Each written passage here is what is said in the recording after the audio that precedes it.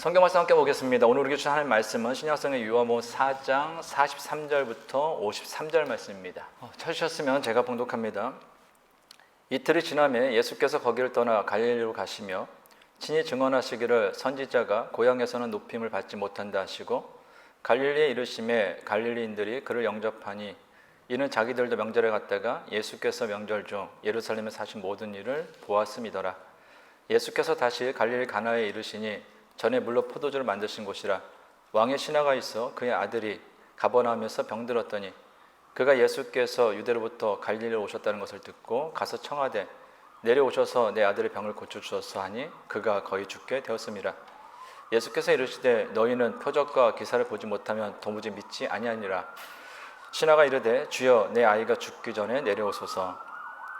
예수께서 이르시되 가라 내 아들이 살아있다 하시니 그 사람이 예수께서 하신 말씀을 믿고 가더니 내려가는 길에서 그 종들이 오다가 만나서 아이가 살아있다 하거늘 그 낫기 시작한 때를 물은즉 어제 7시에 열기가 떨어졌나이다 하는지라. 그의 아버지가 예수께서 내 아들이 살아있다 말씀하신 그때인 줄 알고 자기와 그 온 집안이 다 믿으니라. 아멘. 오늘은 예수께서 하신 말씀을 믿고 가더니 라는 제목으로 하나님 말씀 대언하겠습니다. 성경 읽다 보면은 참으로 깊은 인상을 주는 또 흥미로운 장면들을 만나게 됩니다. 그 가운데 하나가 주일학교 때부터 가장 많이 들었던 다윗과 골리앗의 싸움입니다. 모든 이스라엘 군사들 벌벌 떨게 하는 3m가 넘는 장군 골리앗과의 싸움에서 소년 다윗이 물맷돌 하나로 당당 승리하는 그 모습은 참으로 멋지게 보입니다. 또한 블레셋을 무찔렀던 삼손의 모습, 홍해를 가르는 모세의 모습, 또한 갈멜산에서 엘리야가 바알과 아세라를 섬기는 선지자 850명과 850대 1로 싸움에서 또 승리하는 그 모습은 너무나 우리에게 매우 인상적이고 흥미를 이끕니다. 그리고 이런 사건들은 많은 사람들에게 하나님의 그 전능하신 능력이 얼마나 위대한지를 또한 가르쳐 주죠. 그렇다면 왜 성경에 이와 같은 장면들이 기록되어 있을까라는 것입니다. 단지 성경을 읽는 사람들에게 흥미를 주기 위함은 아닐 것입니다. 성경은 재미있으라고 읽는 사람들에게 흥미를 주기 위해서 기록된 옛날 이야기가 아닙니다. 성경 속에 있는 모든 이야기들은 역사 속에 또한 일상의 삶 가운데 실제로 일어난 사건들을 기록한 말씀입니다. 그러므로 하나님께서 이와 같은 사건들을 기록한 것은 단지 우리로 하여금 읽고 흥미를 느껴라 라고 주신 것이 아니라 다윗과 같이, 모세와 같이, 엘리야와 같이, 삼손과 같이 그 전능하신 하나님의 능력을 우리 또한 일상의 삶 가운데 경험하며 살아가기를 원하셨기 때문에 기록하셨다라는 것입니다. 그럼에도 불구하고 믿는 사람들 보면은 어떤 사람들은 그 하나님의 능력을 경험하며 살아가는 사람들이 있습니다. 근데 또 어떤 사람들은 아무리 예수를 믿어도 그 하나님의 능력을 경험하지 못하고 살아가는 사람이 있다라는 것입니다. 그 이유가 뭘까요? 어디서 그런 차이가 나타날까라는 것입니다. 우리는 성경에서 계속해서 그 모습을 좀 살펴보고 있는데요. 예수님께서는 포도주가 떨어져 기쁨을 잃어버릴 위기에 처한 갈릴리 가나 혼인잔치에서 물을 포도주로 변하게 하심으로 기쁨을 잃어버릴 그 위기에 있던 가나 혼인잔치의 기쁨을 회복시켜 주셨습니다. 단순히 기쁨만 회복시켜 주신 것이 아니라 더 좋은 포도주를 주심으로 더 큰 기쁨을 회복시켜 주셨죠. 그 이후 예수님께서는 나사렛에 가셔서 자기 동생들과 또 어머니와 함께 가버나움으로 가셨다가 유월절을 지키기 위해서 예루살렘으로 가십니다. 그리고 예루살렘에서 유월절을 지키시고 다시 갈릴리로 오시는 길에 사마리아의 수가성에서 만난 여인에게 복음을 전하시고 그 여인을 통해서 사마리아에 있는 많은 사람들의 복음을 듣고 예수님을 믿게 됩니다. 오늘 본문은 이후에 있었던 일에 대해서 기록합니다. 오늘 본문 43절, 44절입니다. 이틀이 지나매 예수께서 거기를 떠나 갈릴리로 가시며 친히 증언하시기를 선지자가 고향에서는 높임을 받지 못한다 하시고, 여기서 이틀이 지났다라는 것은 사마리아에서 이틀을 전도하시고 갈릴리로 가셨다라는 의미입니다. 예수님께서 어린 시절부터 공생의 초기까지 갈릴리 나사렛에서 성장하고 생활하셨습니다. 그러므로 예수님에게 있어 갈릴리는 고향 같은 곳입니다. 근데 지금 갈릴리로 가시면서 예수님께서 뭐라 말씀하십니까? 선지자가 고향에서는 높임을 받지 못한다라는 거예요. 이와 비슷한 이야기가 마가복음에도 나옵니다. 마가복음 6장 4절입니다. 예수께서 그들에게 이르시되 선지자가 자기 고향과 자기 친척과 자기 집 외에서는 존경을 받지 못함이 없느니라 하시며, 같은 얘기죠. 선지자, 즉 하나님의 사람들, 예수님을 포함한 하나님의 사람들이 자기 고향과 친척과 가족들의 환영을 받지 못한다라는 것입니다. 인생을 살다 보면 참으로 아이러니한 것은요, 나를 가장 힘들게 하는 것은 나를 모르는 사람이 아닙니다. 나와 관계가 없는 사람이 아니라 나와 가장 깊은 관계를 맺고 있는 사람, 내 가족, 내 연인, 내 배우자 같은 사람들이 나에게 가장 큰 고난을 준다라는 것이죠. 요셉을 노예상에게 판 것도 요셉의 형들입니다.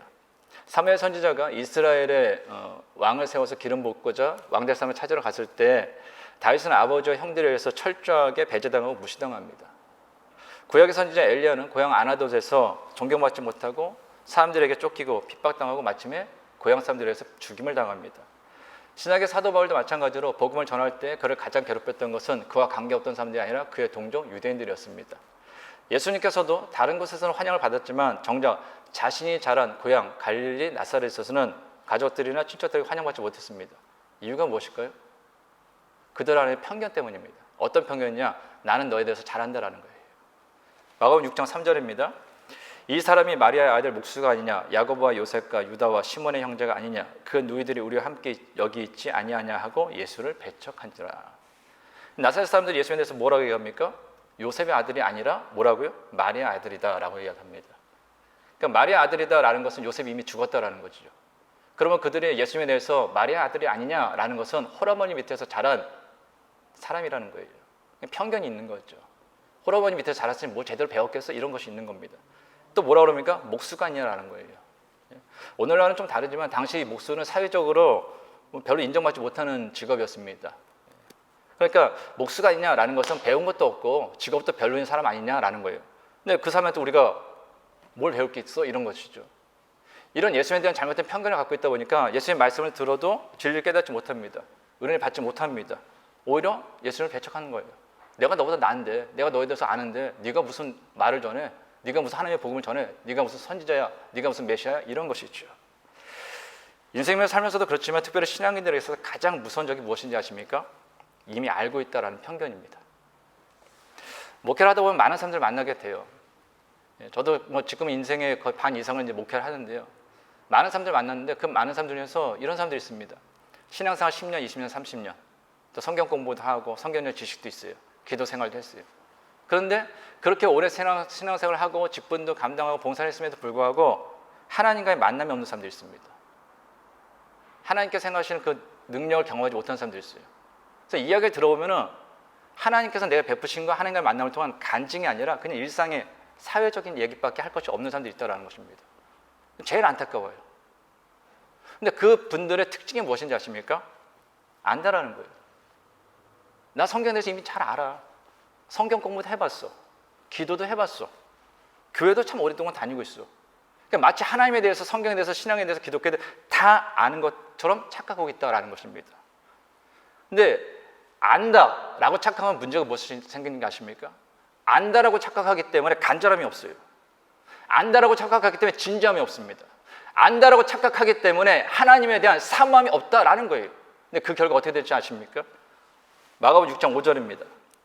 거기서는 아무 권능도 행하실 수 없어 다만 소수의 병자에게 안수하여 고칠 뿐이었고.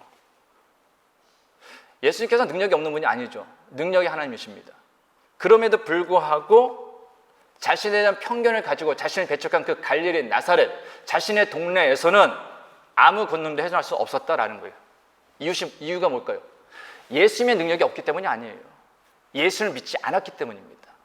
예수님의 능력이 없기 때문이 아니라 예수님을 그리스도로서 마음의 진심으로 영접하지 않았기 때문이다라는 거예요. 우리가 전에도 살펴봤지만 예수님께서 병자를 고칠 때 뭐라고 하십니까? 내 믿음대로 되라는 거예요. 무슨 얘기일까요? 하나님의 능력이 없어서, 주님의 능력이 없어서 내게 주님의 능력이 나타나지 않는 것이 아니라 바꿔서 이야기하면 내게 주님에 대한 온전한 믿음이 없기 때문에 내게 그와 같은 능력이 나타나지 않는다라는 거예요. 10% 믿으면 10% 능력이 나타난다? 20% 믿으면 20% 능력이 나타난다? 50% 믿으면 50% 능력은 아니에요. 주님에 대한 100% 온전한 믿음을 갖지 않고서는 주님의 능력을 경험할 수 없습니다. 주님에 대한 온전한 100%의 믿음을 가질 때 주님께서 내게 베푸시는 그 능력을 100% 이상, 30배, 60배, 100배 그 이상으로 얻을 수 있는 것이 신앙이다라는 거예요. 그러므로 우리들이 신앙생활하면서 제일 경계해야 될 것은요, 교만입니다. 이만큼 교회 다녀봤으니까, 이만큼 직분도 맡아봤으니까, 이만큼 성경도 읽어봤으니까, 이만큼 기도도 해봤으니까 다 아는 것처럼 교만한 마음, 착각을 벗어버려야 된다라는 거예요. 그 착각을 벗어버리고 오히려 주님을 만나면 만날수록, 성경 말씀을 들으면 들을수록, 신앙생활을 할수록 더욱더 내 죄악이 드러나기 때문에, 내가 얼마나 어리석은지, 얼마나 연약한지 드러나기 때문에 그 사람은 겸손해질 수밖에 없어요. 낮아질 수밖에 없다라는 것입니다.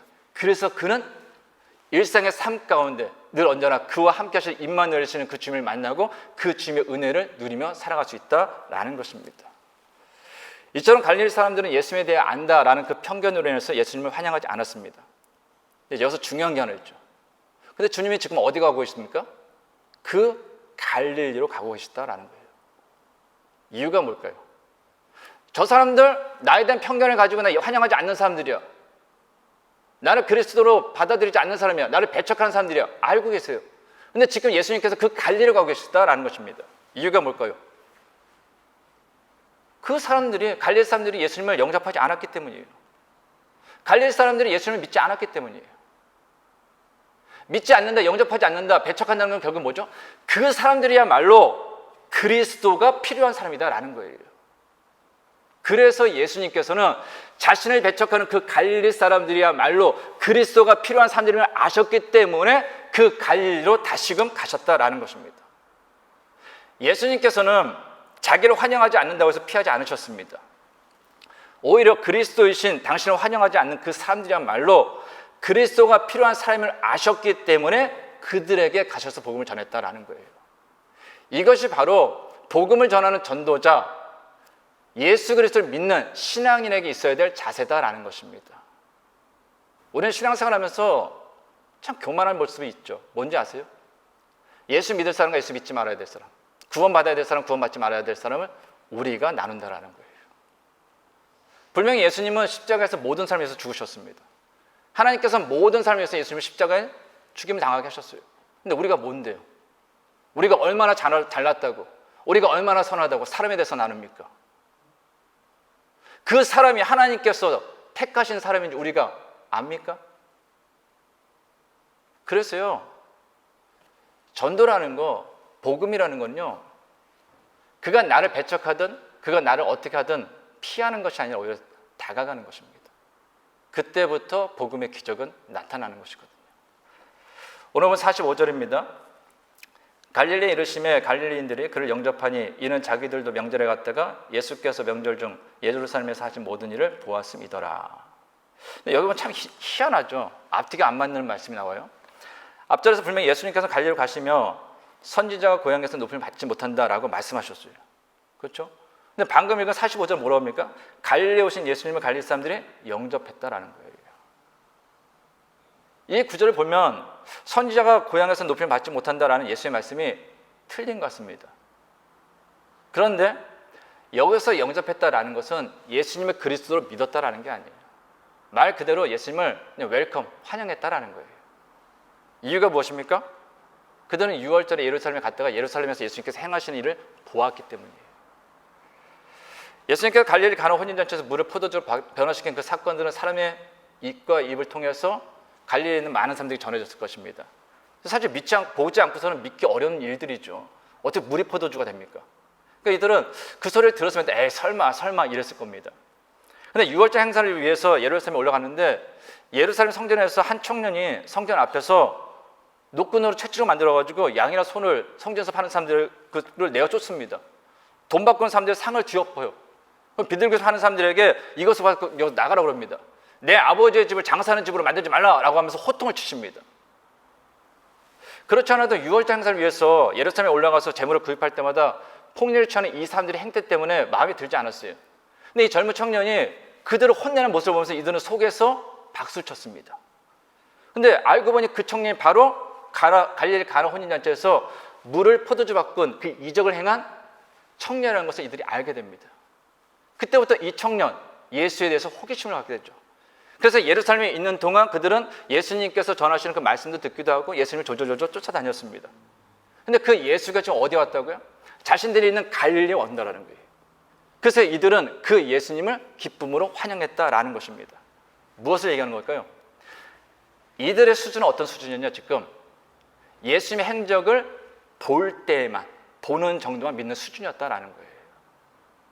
어찌 보면 어린아이 같은 신앙이죠. 아주 어린아이. 뭘 하나 주면 좋아하고 안 주면 싫어하는, 보면 믿고 보지 않으면 믿지 않는, 이 정도 수준이었다라는 거예요. 근데 예수님께서 하신 말씀이 뭡니까? 보지 않고 믿는 자가 복되다라는 거예요. 이유가 무엇이냐? 나중에 뭐 살펴볼 수도 있겠지만 이 사람들은요, 이렇게 환영했지만 얼마 지나지 않아서 곧 다시 예수님을 배척합니다. 내가 생각했던 거랑 다르다고 해서. 오늘 본 46절 47절입니다. 예수께서 다시 갈릴리 가나에 이르시니 전에 물로 포도주를 만드신 곳이라. 왕의 신하가 있어 그의 아들이 가버나움에서 병들었더니 그가 예수께서 유대로부터 갈릴리로 오셨다는 것을 듣고 가서 청하되 내려오셔서 내 아들의 병을 고쳐주소서 하니 그가 거의 죽게 되었음이라. 예수님께서 가나에 오셨다라는 소문이 나기 우습게 갈릴리 가나에서 약 35km 떨어진 가버나움에서 왕의 신하가 예수님을 찾아옵니다. 이유가 무엇이냐? 병들어 죽어가고 있는 자신의 아들을 살리기 위해서예요. 그는 아들의 병을 치료하기 위해서 할 수 있는 노력을 다 했습니다. 왕의 신하라는 것은 고위 관리라는 거죠. 그럼 권력도 있고 돈도 있습니다. 그러니까 아들을 살리기 위해서 최선을 다했어요. 뭐 좋은 의사도 불러보고 좋은 약도 다 먹여봤습니다. 근데 치료가 안 되는 거예요. 오히려 지금 어떻게 되냐? 열이 너무 높아져가지고 거의 죽게 되었습니다. 그런데 그에게 소문이 하나 들리죠. 예수라는 사람이 있는데 물을 포도주로 바꿨대. 그 소문을 듣자 이 사람에게는 기대가 생깁니다. 물을 포도주로 바꾸는 사람이라면 내 아들을 살릴 수 있겠구나.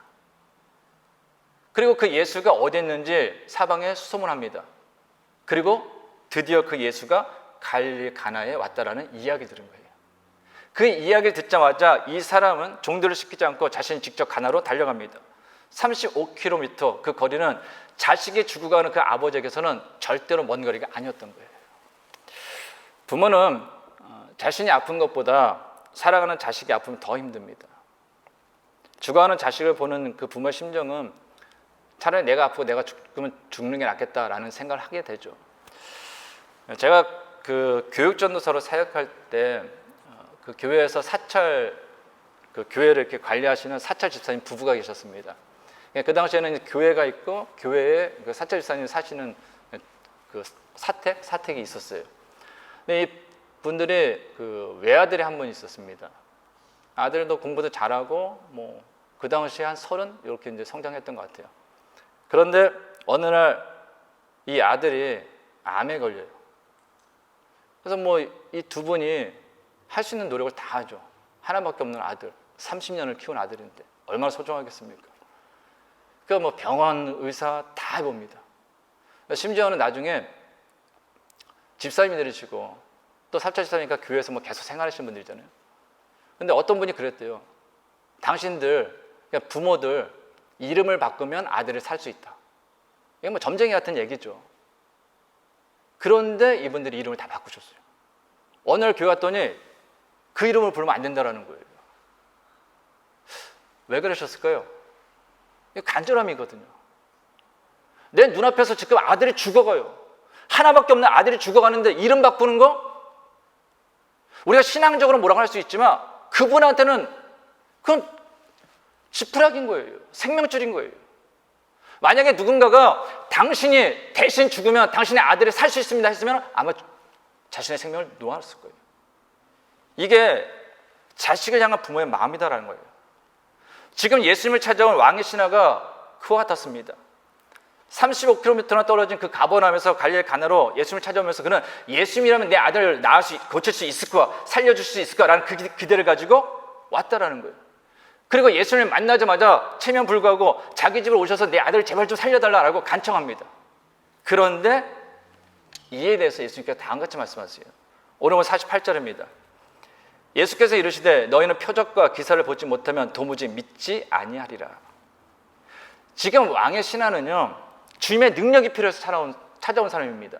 주님이 아니고서는 이 세상 그 누구도 내 아들을 고칠 수 없다라는, 그래서 간절한 마음으로 주님을 찾아온 사람이에요. 얼마나 귀한 믿음입니까? 35km도 그 당시에 이틀이 걸린 길이거든요. 지금은 뭐 이해가 나지 않지만 그 당시로는 35km면 이틀이 걸리는 길이에요. 그 길을 그냥 예수님만 바라보면서 예수님은 내 아들 고칠 수 있을까? 이걸 가지고 온 거거든요. 칭찬받을 만한 믿음이 있죠. 아름다운 믿음이 있죠. 근데 예수님께서 뭐라고 합니까? 너희는 표적과 기사를 보지 못하면 도무지 믿지 않는다라고 차갑게 말씀하세요. 무슨 얘기입니까? 네 믿음의 동기가 잘못됐다라는 거예요. 물론 예수님은 왕의 신하에게만 말씀하시는 거 아닙니다. 너희라고 말씀하셨기 때문에 그 주변에 있는 사람들, 즉 갈릴리 사람들의 표적과 기사를 보지 않으면 믿지 않는 그 갈릴리 사람들을 포함해서 너희는 도대체 어떤 표적을 봐야지만, 어떤 기적을 봐야지만, 어떤 행위를 봐야만 믿는구나라고 책망의 말씀을 하신 것입니다. 왕의 신하도 예수님께서 어떤 의미를 하셨는지 이 말씀의 뜻을 알았을 것입니다. 만일 이 왕의 신하가 교만한 사람이었다면요, 내가 그래도 왕의 신하인데, 내가 그래도 고위 관리인데 이제 기껏해서 30밖에 안 된 젊은이 네가 나한테 이렇게 말할 수 있어? 오라면 올 것이지. 와서 내 아들에게 기도해 주면 되지. 굳이 이렇게 차갑게 이야기할 필요가 뭐 있어? 라고 할 수 있다는 것입니다. 그런데 성경은 그가 다음과 같이 이야기했다고 합니다. 오르면 49절입니다. 신하가 이르되 주여 내 아이가 죽기 전에 내려오소서. 이 사람은 관계없었어요. 예수님께서 차갑게 얘기하든 책망하든 관계가 없었어요. 네 믿음이 잘못됐다, 관계없었어요. 왜? 내가 책망받아도 난 괜찮다라는 거예요.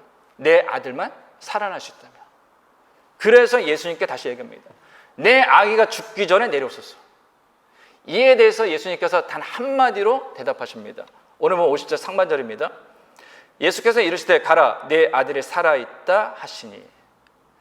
예수님께서 죽어가는 아들을 살리고자 자신을 찾는 아버지에게 뭐라고 얘기합니까? 가라 내 아들이 살아있다라는 거예요.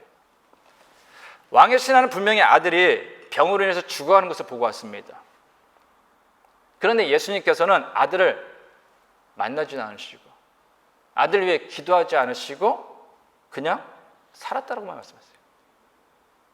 만약 성도님들은 이 왕의 신하의 입장이라면 어떻게 하시겠습니까? 내 아들이 지금 죽어가고 있어요. 어쩌면 죽었는지도 몰라요. 그 간절한 상황 가운데서 소망을 가지고 찾아갔는데 아무것도 안 해주시는 거예요. 기도도 안 하시고 찾아가지도 않으시고 위로도 안 하시고 그냥 살아났어. 어떻게 하시겠습니까? 그런데 성경은 이 왕의 신하의 반응에 대해서 다음과 같이 이야기합니다. 오늘 50절 하반절입니다. 그 사람이 예수께서 하신 말씀을 믿고 가더니. 내 아들이 살았다라는 그 예수의 말씀을 믿고 이 왕의 신하는 갔다라는 거예요. 그리고 그는 인생에서 가장 기쁜 복음을 듣습니다. 오늘 51절 52절입니다. 내려가는 길에서 그 종들이 오다가 만나서요 아이가 살아있다 하거늘 그 낳기 시작한 때를 물은즉 어제 7시에 열기가 떨어졌나이다 하는지라. 왕의 신하는 예수님 말씀을 믿고 집으로 가고 있었습니다. 근데 가는 중에 누굴 만나요? 자신을 쫓아오는 종들을 만나요. 근데 그 종들이 뭐라고 했대요? 살았습니다. 주님 살았어요. 얼마나 기뻤겠습니까? 근데 그때 이 종이 왕의 신하가 뭐라고 했다고요? 그 낳기 시작한 데가 언제냐라고 묻는 거예요. 왜일까요? 예수님부터 내 아이가 살았다라는 그 얘기를 들은 그 시점을 맞춰보기 위해서요. 그랬더니 종들이 어제 7시에 열기가 떨어졌습니다 라고 이야기합니다. 근데 맞춰보니 어때요?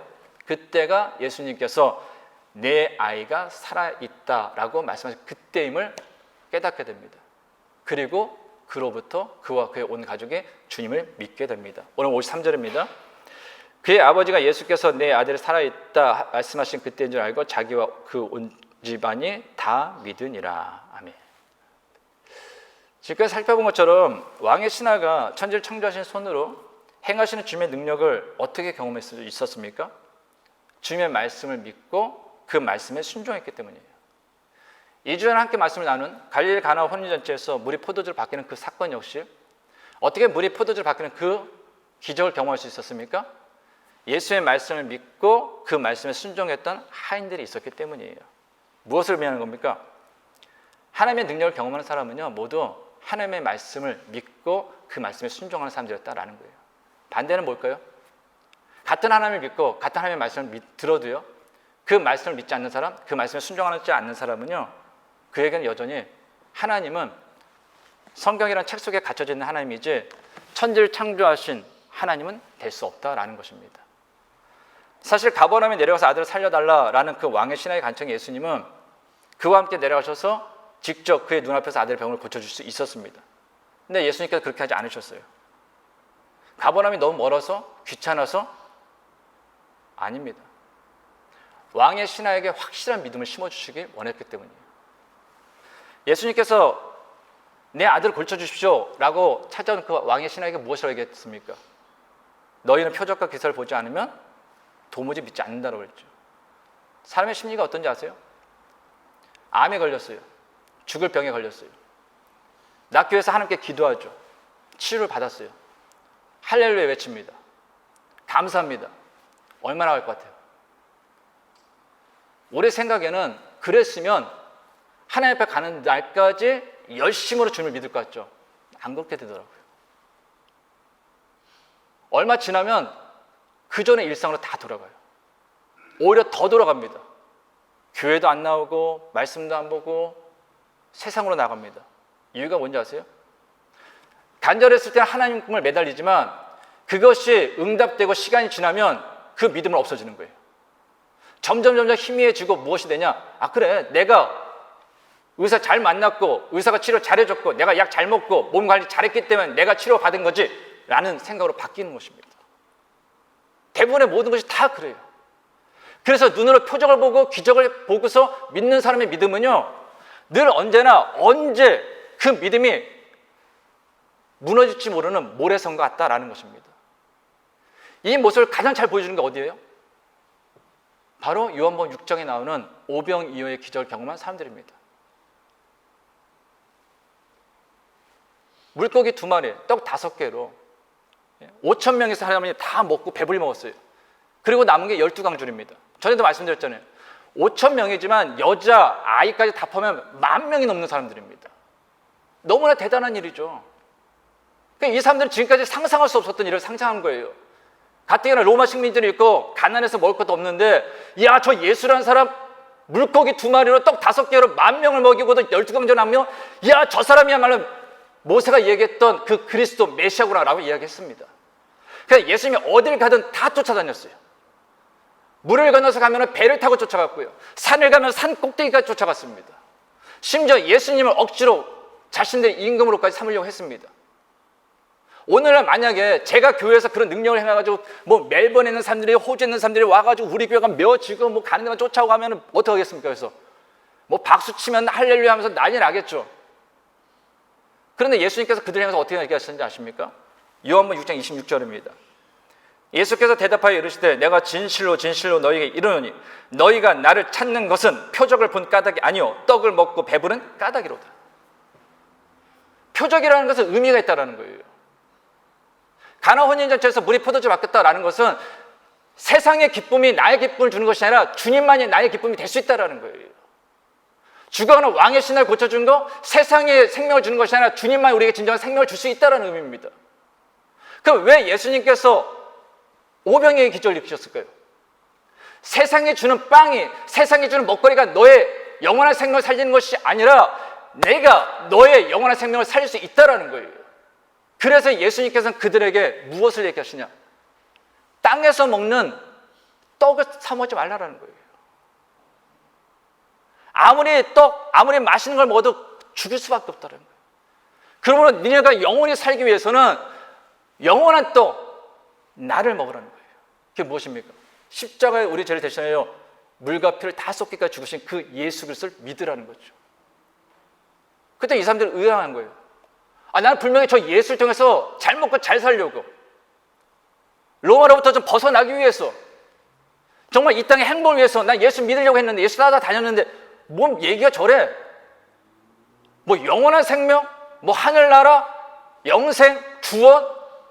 썩을 양식이 아니라 하늘의 양식으로 사모하라고? 자기들이 기대했던 거랑 다른 거예요. 그러자 그들이 결단을 내립니다. 주님을 다 떠나요. 요한복음 6장 66절입니다. 그때부터 그의 제자 중에서 많은 사람이 떠나가고 다시 그와 함께 다니지 아니하더라. 여기서 제자들은 예수님의 12제자를 얘기하는 것이 아닙니다.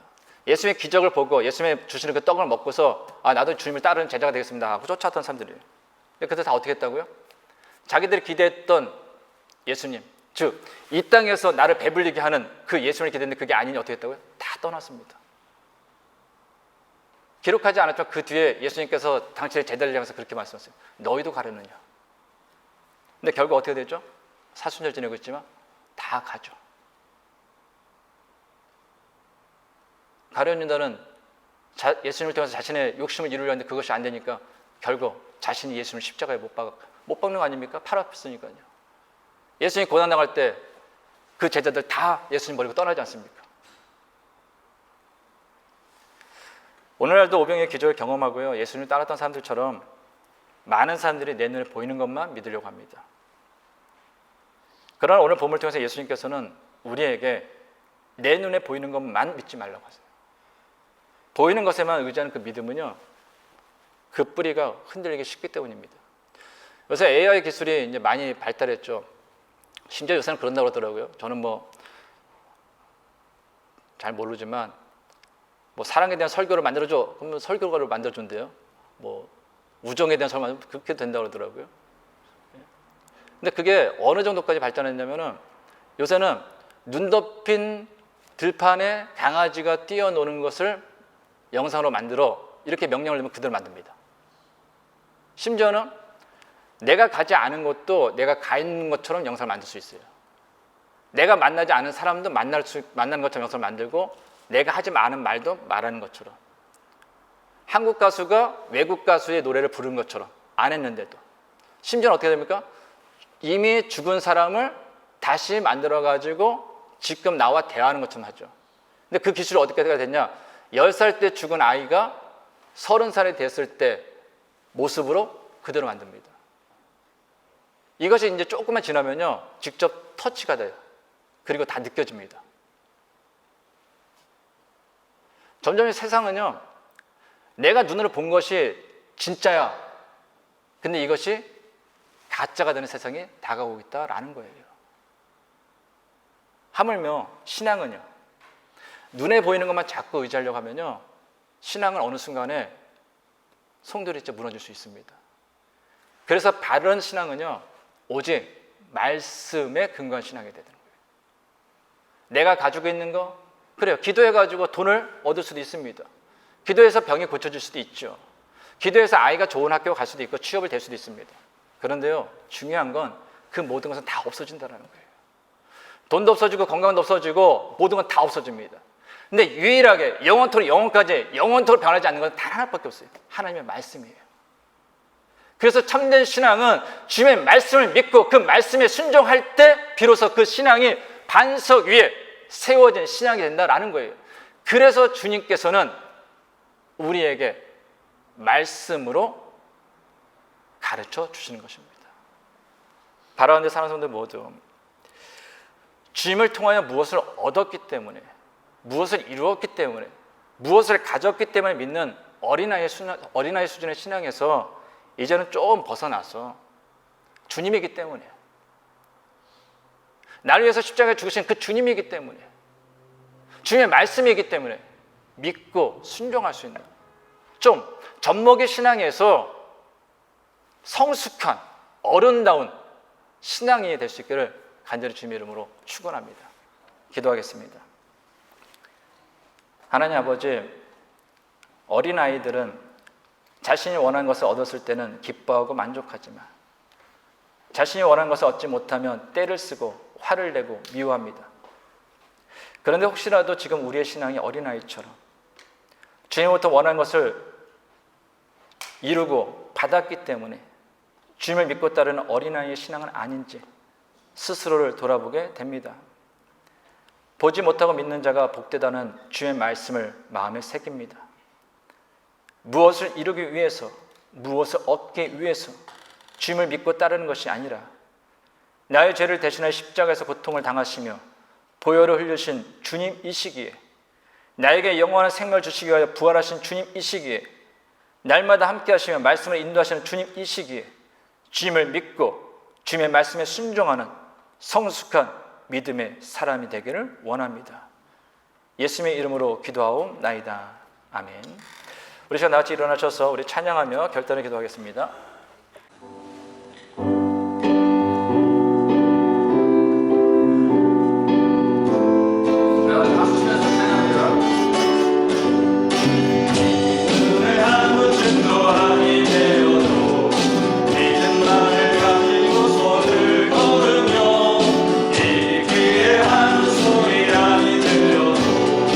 하나님의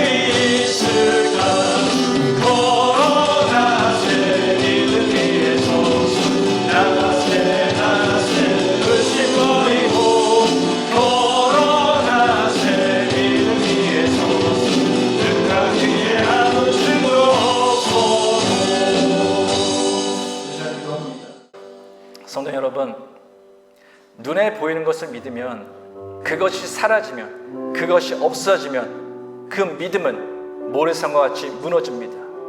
그러나 늘 언제나 함께 하신 그 주님을 믿으면, 그 주님께서 하신 그 말씀을 믿으면 어떤 상황에도 설령 흔들릴지언정 넘어지진 않습니다. 넘어질지언정 다시 일어나고 다시 당당한 믿음의 길을 걸을 수 있습니다.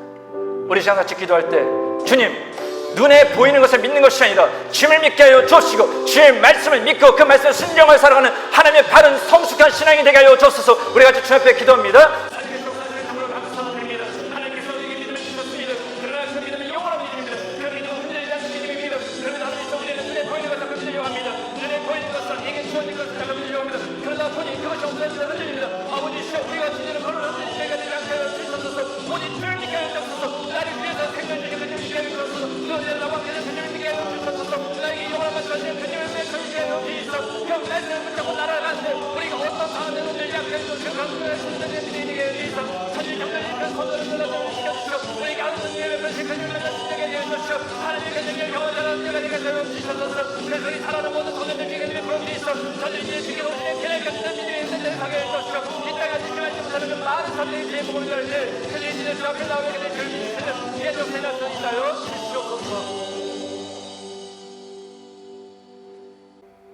이제는 우리 주 예수 그리스도의 은혜와 하나님의 크신 사랑과 성령님의 교통하심이 우리의 죄를 대신하여 십자가에서 죽으시고 우리에게 영원한 생명을 주시고 부활하시고 날마다 함께 하시며 말씀을 인도하시는 주님을 믿고 그 주님의 말씀에 순종하는 성숙한 믿음의 사람으로 살아가기 원하는 모든 성도들과 가정과 세우신 기업이 이제부터 영원까지 함께 하시기를 간절히 축원하옵나이다. 아멘.